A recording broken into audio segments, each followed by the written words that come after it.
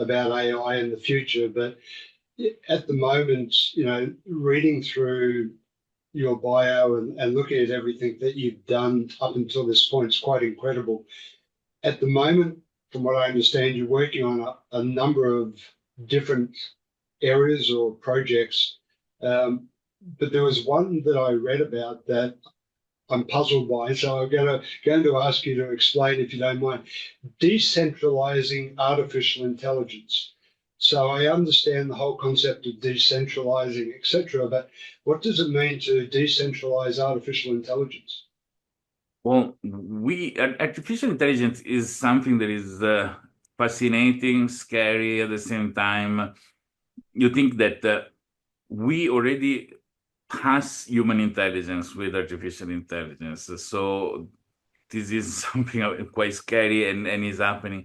And you have this machine that practically has all the knowledge of the world, which no human can have, ready, and can think a million times faster than a human. It's like if you think maybe trees can think and communicate, but they do it so slow that to us they seem, like something not moving. Probably we look like trees to artificial intelligence in a certain way. I do believe that leaving such a power all in the hand of a single company, where 10 people, even less, decide what it is. Like humans are very easily gullible. We can be taken for a ride very easily, mostly from somebody that is, think if you meet somebody that is, we can call it a very simple person. You can take this person for a ride, telling some stories, and this person will believe you. Okay, we are that even less than that to artificial intelligence. So it will take nothing. And there is a lot of people that rely on their life now. So AI became their confident, their place to go for suggestions. So there are some scary part. Leaving everything in the hand of little few people is dangerous. Decentralizing it means that 10,000, 1 million people, they all contribute a little bit, and nobody has the full control of the system.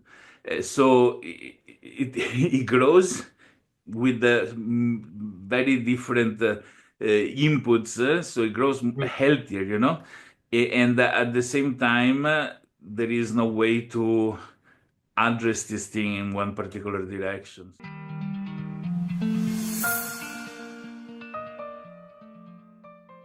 Let's get back into the marketing. I mean, this is where the real fame lies. You've created some of the most unique marketing campaigns, I think, at least in my limited circle. But Jerry Seinfeld, probably one of the biggest, one of the greatest claims to fame. What was the creative process for you behind that particular campaign? Wayne, look, I come from the mindset of whether it's a corporate business or whether it's a fish and chip shop, that if you don't have a wow factor and you are a me too business, in other words, your solar panels are very similar to the solar panels from your competitor, okay? And in Australia, as you know, the big supermarket chains are Coles and Woolworths. They're very, very similar. I was the national marketing manager for the Woolworths organisation in my 20s. Tell you, if you basically squint your eyes and walk into a Coles or walk into a Woolworths supermarket, they're pretty much the same. And so my role was to create artificial wow factors. Apple doesn't need me. Apple's iPhone, it's got organic wow factors. There's nothing like it, and so therefore they don't need me. But 99% of other businesses that have a product which is very similar to their competitors, yeah, they need my sort of thinking or someone like me. And at Woolworths, what we would do, this was pre-digital, we would actually take ideas out of Tesco in London, and it would be, for example, if every time you spent $10, you'd get a stamp and you'd lick it and put it on a saver sheet. And when you saved up so many stamps, you got cookware and glassware for ridiculous prices, right? And then we got into scratch ticket games, whereby every time you spent $10, you got a scratch ticket. And of course, these days, Woolworths and Coles in Australia had borrowed from McDonald's Happy Meal toy philosophy. And if you spend $30, you get a toy. Okay, so pest for power. If you have an audience with children, then use children as one of your agents. I can tell you, having 6 children and not being able to say no, they are the biggest influencer for mum and dad. So what happened is that I had bank as a client, as a building society, actually called the Greater Building Society. And this was some years back. And they were the 250th biggest business in Australia. So they're not small, but they were certainly not the Commonwealth Bank. And the Commonwealth Bank in Australia is very much like Wells Fargo. If you're listening to this in America, it's the big bank. And so this smaller bank was a challenger brand. And if you're a challenger brand, then you should do things differently. And I said to them, look, I'm doing some TV commercials for a travel discount company. How about what I do is introduce you guys, and instead of giving away that 1% honeymoon rate to everyone when they get a home loan, which every bank does, like everyone does that. Why don't you give that 1% honeymoon rate to the travel company, and they'll give you a vacation that's worth double that because they're a wholesaler.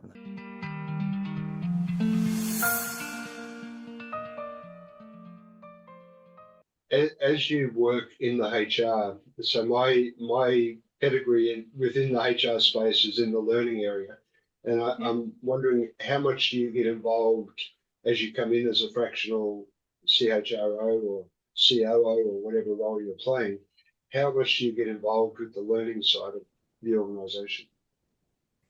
Personally, I am a big fan of this space just because I think it's so critical for leadership development, for just providing opportunities within the organization. It's such a critical piece, and I think businesses that invest in this space are always going to be better off. Right. But it just depends on the needs of the leadership. So Mm. if that piece is working and functioning, and I still might offer some suggestions based on workflows and overarching processes and the strategy of the organization, where we need to grow, maybe where we're needing to hire. So I'll always utilize the resources of the organization or make recommendations. But if it's not something that is necessarily broken, it might take me a bit to get to that. Right. Yeah, right. I was wondering, I guess, around the reskilling, the upskilling, with the technological advances, with the whole dynamics within business today, and the need for all of us to be continually refreshing our skill levels and knowledge level. How are you seeing organizations approach that? Have you had any particular experience that you think is like a good example versus one where it's been ignored? Yeah, I have experienced clients that make it a priority to invest in this space. They are on top of, the advancements with AI. They're on top of, or wanting to stay on top of, what do we need to be doing to reskill, and simply just provide opportunities for growth, or, you know, ladder changes, or, hopping over to another department.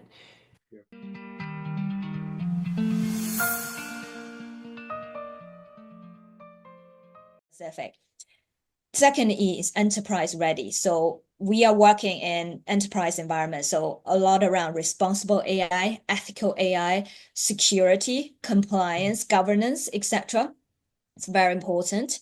And third is empathy. It's all about third is about empathy is, hey, we are actually the human face of AI, right? We are literally the person who sits next to Sue, next to Tom, right? That helping them. Hey, did you know you can do this on AI? And tell me about how you work every day. And oh, did you know we can do this for you that, takes the boring stuff out of, your daily work or the tedious stuff.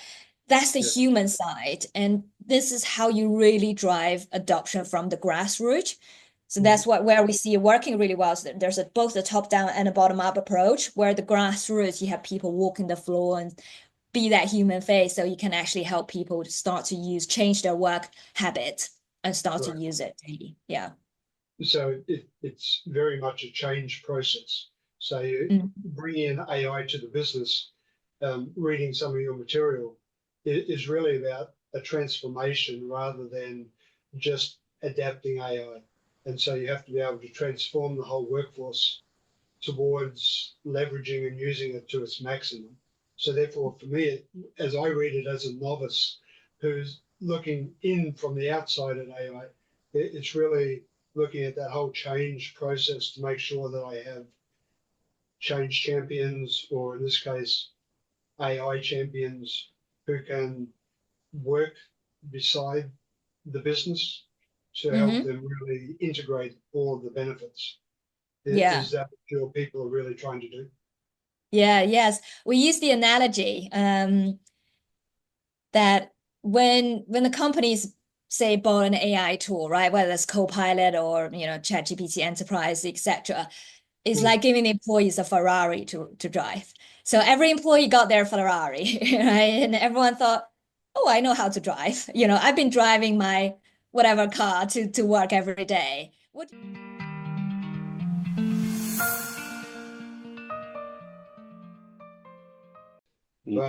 if I look at you now and I look at where you are and everything in your life today, the amount of resilience that you have demonstrated along that journey is nothing short of remarkable.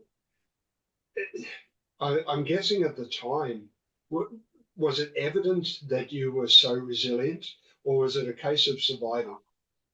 It was purely a case of survival. Yeah. You know, if I were to say, yes, I recognize it, I would be so disingenuous.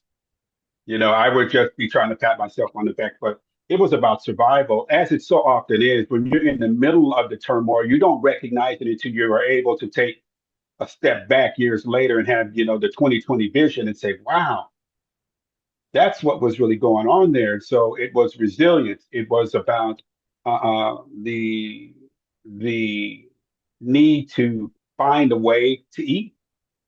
But at the end of the day, when uh, I found the courage to talk to my sisters, which took 45 years. I understood then I was going to have to somehow come up with a way to be resilient because I was expecting them to just slam me down. Yeah. So there's a lot of courage that takes place in that environment. You have to figure out a way to have clarity of thought and action. If you're going to find your way out of it, you have to figure out a way to be determined and have resolve when there's nothing in your past that tells you you have what's necessary. There was nothing in my past that said I have the goods to do this. But it goes back to what you said. It's about resolve, and then rather it's about the resilience of it all. Mm. Because while you're constantly making these decisions about what you're going to do next, you're constantly weighing the risk reward factor to all of it. Okay, and you have to be responsible for whatever comes next. And so the risk and the consequences that happens based on the actions that you choose are vital to the success. And where everyone else chose not to act, I eventually found what I needed to act and save my sister. But it wasn't easy, and it didn't happen overnight. It happened over years.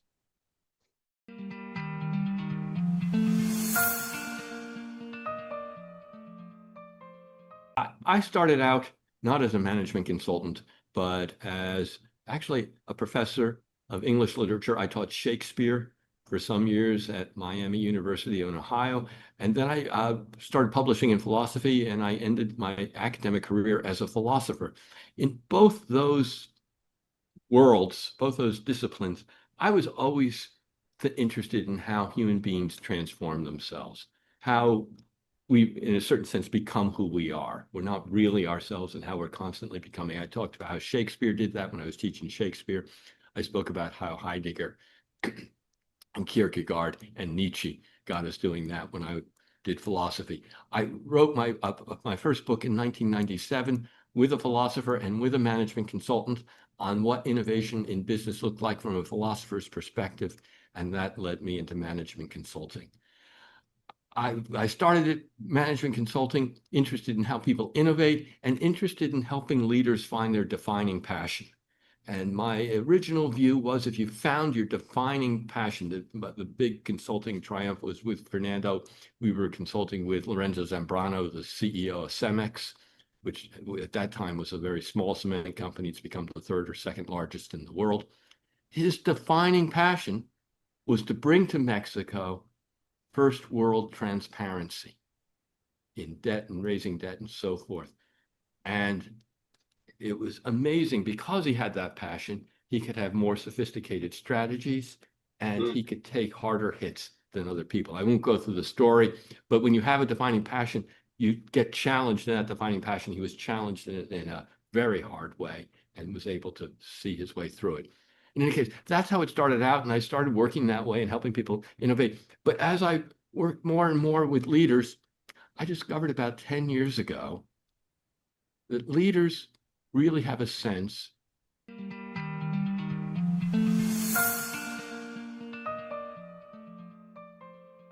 I read somewhere that you said you're on a mission and you want to rid the world of lazy leadership. So what does that mean to you? Lazy leadership. Well, I lazy suspect I leadership. knew a few. Yeah. Yes. So I think we've all had moments where we have practiced lazy leadership. And typically, where I see it happen is when people are stressed, when they are overworked or overwhelmed in some way, when there's a lot of pressure on them, and they tend to be reactive. And we've all, and when I'm in a room full of people, I always ask them certain questions. Mhm. And there's always a couple people who don't raise their hands when I say, like, have you ever been stressed? Have you ever behaved reactively? And I always say, thank you, and for your honesty, and everyone else, it's okay. I know you're lying, but it's okay. We'll let it pass for now because we've all been in these situations, right? Whether it's at work, whether it's with family. When our kids were teenagers, I had examples coming out of my ears of all the times that I was reactive because, my family knew which buttons to push that would set me off.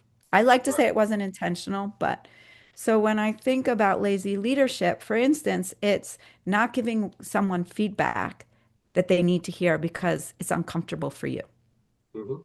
right?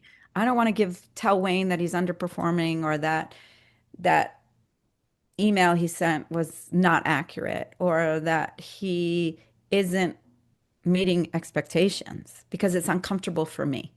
Yeah. That's lazy leadership. Right.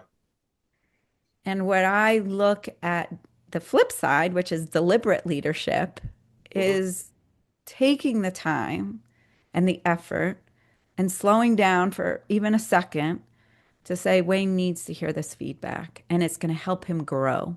And it's going to make my life easier, by the way.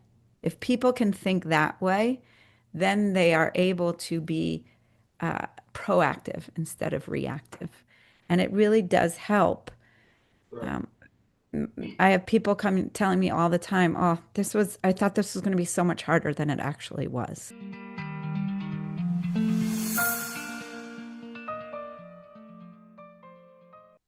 I have to ask you to list, if you can, just very quickly, how many different cities have you lived in? Because it's quite extraordinary. You're right. I will answer that question in just a second, but I did want to add something that I think is very important. So liberation and freedom is also about responsibility in a sense of the ability to respond, right? That's what responsibility means. And also in a sense of we are creating our own reality. So Yes. that responsibility that gives us that freedom in the end, right? But as long as we don't assume responsibility, we are not free because we are victims of circumstances. So I just quickly wanted to add that with your permission. Absolutely fine. And we could talk for the whole conversation around that topic because responsibility, Right. accountability, commitment are all big topics that we talk about a lot as well. Right. So, you have the choice, right? And you Right. make a choice for every situation you find yourself in. And if you take responsibility, you'll make a choice in a different way than if you play the victim. And I know you talk about that in your book as well. Right. So about the city, so I lived, of course, in our little village, which I just came back from. I just was visiting family. It originally had 10 houses when I grew up there. Now it's grown a bit. But yeah, so the first city I moved to at 19 was Munich. I stayed there about 7 years. What's interesting is that most of my stays have, for the longest time, were either 7 years or 3.5 years. So it's interesting. And from there, I moved to Madrid, stayed there another 7 years. Then I went to Sao Paulo for a shorter period of time, about a half year at the time, still with the Boston Consulting Group that I worked at that time. Helped open offices in Lisbon and Sao Paulo for the Boston Consulting Group. So I traveled to Lisbon a lot while I lived in Madrid, weekly for years, actually. Then, let me think. I moved back to Munich. From there, I moved to Buenos Aires, Argentina. The crisis hit, so the company I was working for as an external consultant could no longer pay me. It was a startup, and that's when BCG hired me back for their San Francisco office. I stayed there also 3.5 years. Then I moved back to Buenos Aires. I opened my own bed and breakfast there, so that's my first own business. Then I moved to Rio de Janeiro and also opened a business, and from there to New York City. I also have lived and still have my residence in Miami and Miami Beach, Florida, and now I split my time between Lyon, France, and Miami, and it's just been amazing.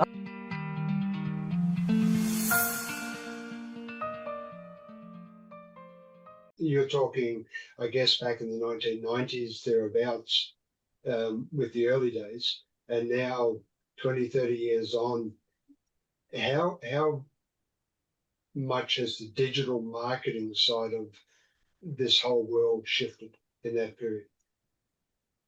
It's so fascinating because even with technology and how it's pacing today, and it's turning over so quick, there are jobs today that when I was in university, I took like computer information systems and like physics and building the computers, but the main programming language was a language called Turbo Pascal, which is like doesn't even exist anymore. And that was the extent of it, right? That was everything. And now there are not just platforms for social connection, but there are complete strategies to kind of cut through all that noise to connect with people. And the digital spaces are so crowded that it's not about buying ads on YouTube or buying ads on Facebook. You have to be so strategic or the money just funnels out of your bank account. And that's what I find right now. Like if you placed an ad in a newspaper, you knew there were eyes on it because they had so many subscriptions and you knew they were your target. And the radio stations, if you advertised on country radio, you knew that it was country. Now you put an ad on Facebook, you don't even really know who's seeing it. You've got to be so specific and really think about it. Again, who are your competitors and who are your customers? Who are your real customers versus who do you idealize your customers to be? Like, do they drink Mountain Dew? Do they drink coffee? Do they drink tea? Like little things like that. So I find the the digital space is just so thick and dense and heavy. It's really difficult to stand out, but you can't ignore it either because everyone's on it. We are on our phones too much during the day, and you need to carve out that 1% for yourself and your company to be present in that space.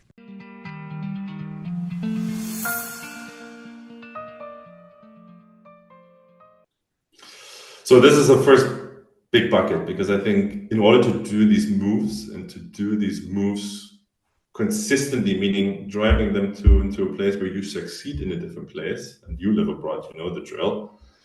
I think you have to have a huge amount of self-awareness, and you have to have certain standards that you obey. And I want to talk about the standard of consistency, which is the framework that I use to run and drive high performance in sales teams. First pillar of that is what I call standards. And that means you have to know yourself, you have to know your team, you have to have certain standards that you live by, be clear on your values. And an experience like that really shapes it, because initially the biggest battle you have when you move somewhere is the battle with yourself. Initially it's the honeymoon phase. I really love it here. What a fantastic experience. And then 3 or 4 months kick in and be like, crap, I'm stuck here for a while. So I need to figure that out. So that battle begins, and it's a moment of self-reflection. Then you mingle with people, you build networks. This is also part of building teams, getting more peeps.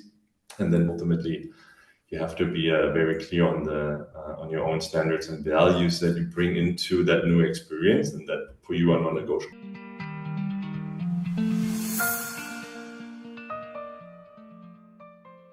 So the 5R model is a model of upskilling. So first, we must really learn.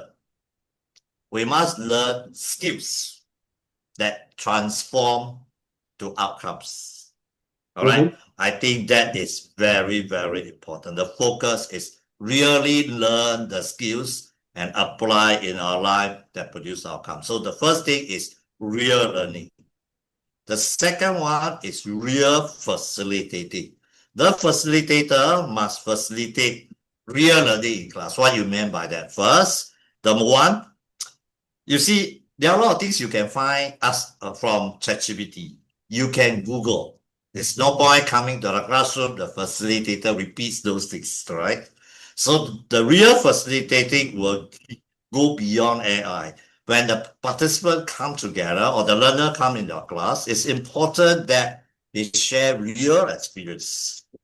So we have to use real learning pedagogy now. So which means that when you come to class, we must set a learning contract. So you are clear what skills you are learning, how are you going to apply it, how are you going to achieve outcome. That contract will make every learner committed. The facilitator has to set that. Then throughout the whole learning program, you must have program activities that share experience that cannot be found on social media or through ChatGPT, because you can find those answers. You have the activity for them to share. And then finally, you must have an action plan where they commit to apply in their life, and the action plans must be real. So it has to be real facilitation using a real method, pedagogy. All right, so you have real learning, you have real facilitation. The next thing is we need the real learner.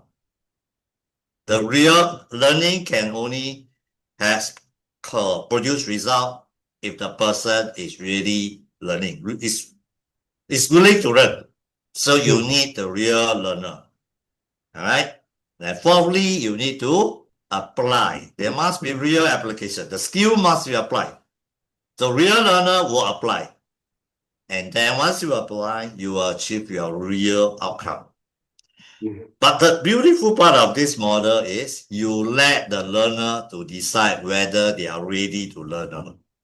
They decide. So after going through the course or their learning experience or learning journey that you have created, they will have to decide whether they want to apply or not. Sometimes it can be applied immediately.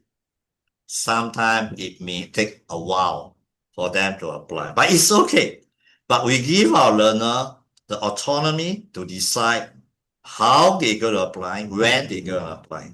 So the community will offer an environment to support their application. So after their classroom training or mentoring, if they still, when they apply, they have questions, they can go to the community, ask the question, the facilitator can answer them, or the rest of the classmates can answer them. So with an ecosystem like this, a framework like this, people can really learn.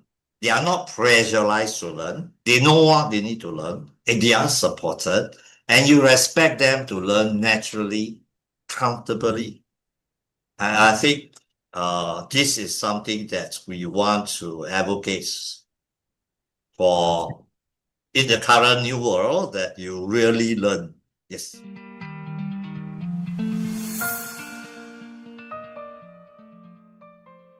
So this is really interesting because the biggest stressor, one of the biggest stressors is actually divorce, death, and then divorce. And I happen also to, my dad was passing, and waiting wound, I now learn, is a bigger stressor than the death itself.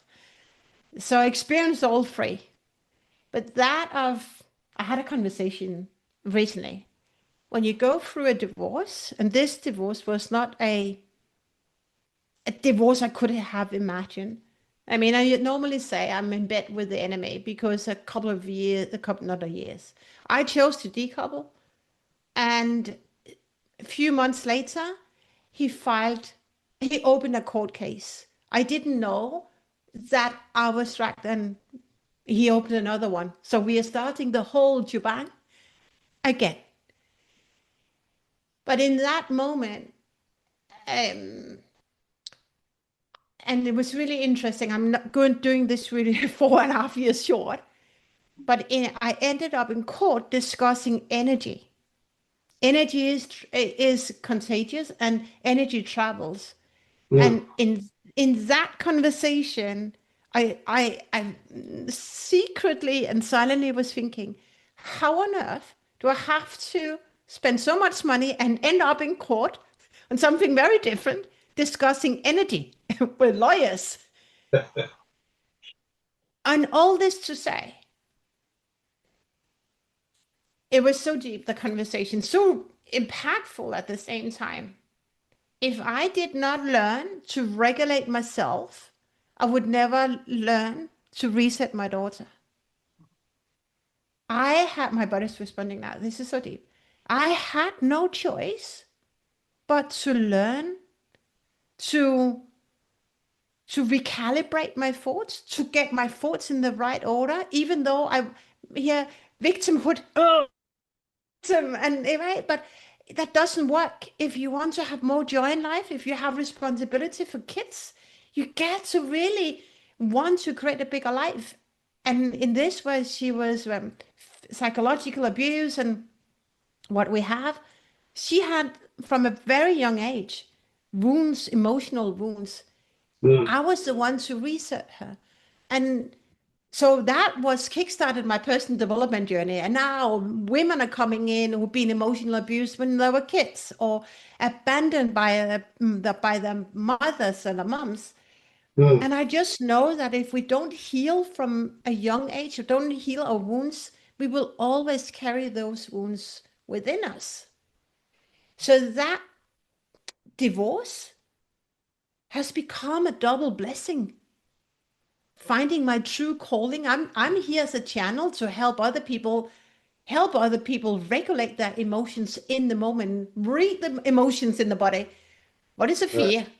De-story that fear and tap into a greater version and a better reality. So what are you waiting for? Hit the subscribe button below and click on the bell icon so I can pop up in your feed occasionally with a great tip for your ultimate growth.